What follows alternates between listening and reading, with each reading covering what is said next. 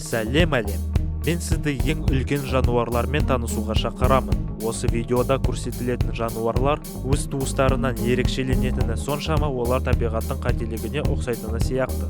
Саяхат YouTube арнасына қош келдіңіздер. Қазір мен сіздерге әлемдегі 5 ең үлкен жануарларды көрсететін боламын. Ал кеттік. Жоталы қолтырауын, немесе оны қолтырауын маньяк деп атайды. Жоталы қолтырауындардың ең үлкен түрі. Олардың ұзындығы 7 метрге дейін, ал салмағы 2 тоннаға дейін жетеді. Қолтырауының тап осы түрін 2011 жылы Филиппинада ұстаған ашкөздік жынды жануар 2 адамды жеп қойғаннан кейін жергілікті тұрғындар сол қолтыраунды аулауға шығып, тек 3 жұмадан кейін ұстаған. Содан кейін сол қолтыраунды туристер үшін жергілікті хайуанаттар бағына қамаған. Алайда бір жылдан кейін бұл қолтыраун қайтыс болған екен. 2015 жылы Ресейде жергілікті аң аулаушы үлкен қабанды атып өлтірген. Оның салмағы рекордтық 540 кг болған екен. Қабанды машинаға жүктей алмағандықтан, оны машинаның артындағы арқанға байлап сүйреп тасымалдаған. Ғасырдан ғасырларға дейін көптеген адамдар 30, 40, тіпті 50 метрлік жыландарды көрдім деп айтып жүрген болатын. Алайда олардың сөздерінде дәлел жоқ. Дәлелденген ең ұзын жылан 12 метр 43 сантиметр ұзындыққа жеткен. Әрине бұл жыландардың ең үлкен тобынан, анаконда отбасынан екен.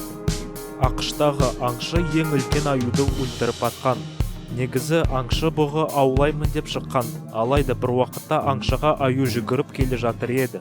Сол кезі аңшы бар оқтың бәрін атып аюды әрең өлтірген. Содан кейін тірі табиғат департаментынан келген адамдар бұл аюдың гризли отбасынан және табылған әлемдегі ең үлкен аю екенін анықтаған болатын. Оның салмағы 720 кг, ал егер ол аяққа тұратын болса, оның ұзындығы 4,5 метрге дейін жететін болады. Комиссия аюдың ішін зерттегенде 2 адамның қалдықтарын тапқан екен. Бүгінгі күнге дейін ең үлкен тасбақа деп анықталған осы тасбақа екен. Оның салмағы 920 кг, ал ұзындығы 3 метр. Тасбақаның өмір сүріп жатқан жылын да анықтаған. Ол 530 жаста. Оның үлкен көлемінен ол әрине ең тез тасбақа деп саналады. Осы ең үлкен тасбақаны Амазон өзенінде тапқан. Бұл жаңалықты таратқанда ең үлкен тасбақа деп осындай суретпен таратқан. Әрине бұл жай ғана фотошоп. Әзірге болды.